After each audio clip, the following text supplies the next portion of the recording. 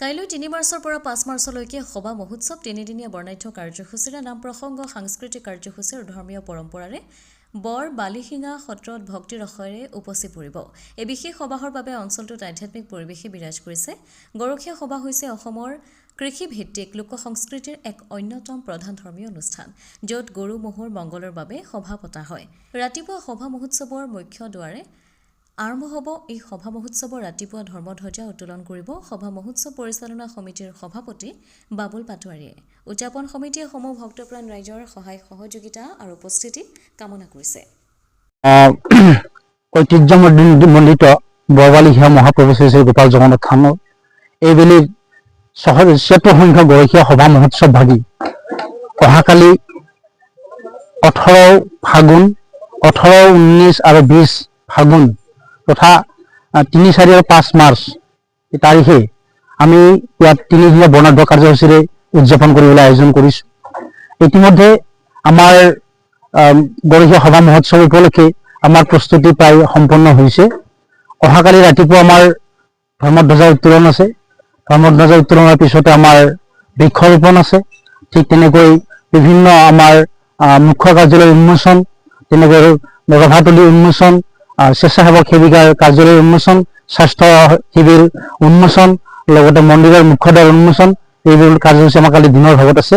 ঠিক তেনেকৈ গধূলি আমাৰ সমূহীয়া বন্তি প্ৰজ্বলন কাৰ্যসূচী আছে। লগতে আমাৰ তাত এই সমূহীয়া বন্তি প্ৰজ্বলন কাৰ্যসূচীতে অসমৰ যুৱ সমাজৰ হাৰ্টথ্ৰব প্ৰয়াত জুবিন গাৰ্গদেৱৰ প্ৰতি শ্ৰদ্ধাঞ্জলি জনাই আমি এটি শ্ৰদ্ধাঞ্জলি অনুষ্ঠানো ৰাখিছোঁ। এই অনুষ্ঠানৰ পিছতে আমাৰ একক আধুনিক নৃত্য প্ৰতিযোগিতা মানে উদ্বোধন কৰা হ'ব। এই উদ্বোধন কৰিব আমাৰ BTC চৰকাৰৰ আমাৰ নাগিজুলি সমষ্টিৰ MCLA সন্মানীয় ভজন দাসদেৱে। তেনেকৈ কালিৰ দিনটো আমাৰ কাৰ্যসূচীখিনি মানে সামৰণি পৰিব।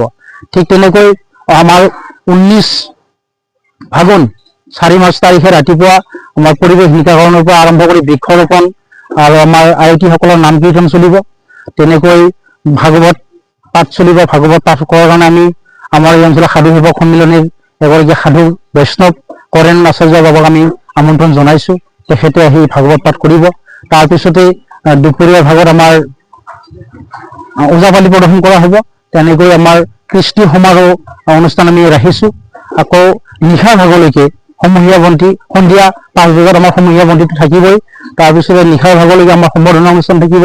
আকৌ নিশা 8 বজাত অসমৰ জনপ্ৰিয় শিল্পী তথা আমাৰ BTC জনপ্ৰিয় শিল্পী ফুকন বৰদেৱক আমি আমন্ত্ৰণ জনাইছোঁ। ফুকন বৰৰ সংগীত অনুষ্ঠান থাকিব। আমাৰ তেনেকৈ আমাৰ 19 ফাগুন বুধবাৰৰ কাৰ্যসূচীখিনি সমাপ্ত কৰিব। আকৌ আমাৰ বৃহস্পতিবাৰে ৰাতিপুৱা পৰিৱেশ নিকাকৰণৰ পৰা আৰম্ভ কৰি আমাৰ গীতা পাঠ কৰিব। গীতা পাঠ কৰাৰ কাৰণে শ্ৰীমন্ত শংকৰদেৱ সংঘৰ ৰঙিয়া জিলা শাখাৰ মানে প্ৰাক্তন শৰণাচাৰ্য বীৰেন দাসদেৱক আমি আমন্ত্ৰণ জনাইছোঁ। তেখেতে আহিব। লগতে আমাৰ আয়তীসকলৰ প্ৰায় 15-20টামান আমি দল আমন্ত্ৰণ জনাইছোঁ। আয়তীসকলৰ দিহানাম পৰিৱেশন কৰা দল আমি আমন্ত্ৰণ জনাইছোঁ। তেখেতসকলে দিহানাম পৰিৱেশন কৰিব। তাৰপিছত দুপৰীয়া 2 বজাত নাগাৰা নাম আমাৰ প্ৰদৰ্শন কৰা হ'ব। নাগাৰা নাম প্ৰদৰ্শন কৰাৰ কাৰণে আমি দুগৰাকী পাঠক মাতিছোঁ। নৰনাথ কলিতা টেঙাজাৰ আৰু মানসী কলিতা কালাগুচি তেথেলিগুৰিৰ পৰা আমি আমন্ত্ৰণ জনাইছোঁ। আৰু সেই নাগাৰা নাম উদ্বোধন কৰিব শ্ৰীমন্ত শংকৰদেৱ সংঘৰ মূলৰ সদস্য আমাৰ শ্ৰদ্ধাৰ ৰাজ্যিক বিজেপিৰ প্ৰাক্তন ৰাজ্যিক বিজেপিৰ সভাপতি ভৱেশ কলিতাদেৱৰ জ্যেষ্ঠ ভাতৃ অতুল ডেকাদেৱী আমাৰ মাজত উপস্থিত থাকিব। আৰু নিশাৰ ভাগলৈকে আমাৰ সূৰ্যোদয় নাটঘৰ তামোলপুৰৰ দ্বাৰা নাট মঞ্চস্থ কৰা হ'ব। এখনি পূৰ্ণাংগ নাট মঞ্চস্থ কৰা হ'ব। তেনেকৈ আমাৰ 3 দিনৰ কাৰ্যসূচীখিনি সমাপ্ত কৰিব। ইয়াতে কথা হ'ল, এই গৰখীয়া সভা মহোৎসৱখনে যোৱাবালি ইতিমধ্যে মহাৰাজৰ জয়ন্তী আমাৰ মানে সম্পন্ন কৰা হৈছে। 75 বছৰ হৈ গৈছে। আমি লিখিতভাৱে 75 বছৰ আমি পাইছোঁ। অলিখিতভাৱে ইয়াৰ ইতিহাস আমি এতিয়াও মানে অধ্যয়ন কৰি বিচাৰি পোৱাই নাই। অলিখিতভাৱে কিমান বছৰ গুচি গ'ল আমি নাজানো। আমাৰ ককা দেউতাহঁতে বা আজো ককাহঁতে এইবিলাক অলিখিতভাৱে মৌখিকভাৱে অনুষ্ঠানটো চলাই গৈছিল। কিন্তু যেতিয়াৰ পৰা লিখিত হ'ল তেতিয়াৰ পৰা আমি দেখিলোঁ যোৱাবেলি আমাৰ 75 সংখ্যক অতিক্ৰম কৰিলে। এইবেলি আমাৰ 76 সংখ্যক আমাৰ অতিক্ৰম কৰিব। আমাৰ এই অঞ্চলটোত এই থানখনৰ এটা বৈশিষ্ট্য এইটো যে এই গৰখীয়া সভাখনৰ জৰিয়তে আমাৰ অঞ্চলত থকা বিভিন্ন জাতি ভাষা ভাষী সমস্ত লোকেই এই অনুষ্ঠানটো আমাৰ অংশগ্ৰহণ কৰে। আমাৰ মাজত এটা সমন্বয়ৰ বাৰ্তা কঢ়িয়াই অনা হয় এই অনুষ্ঠানটোৰ জৰিয়তে।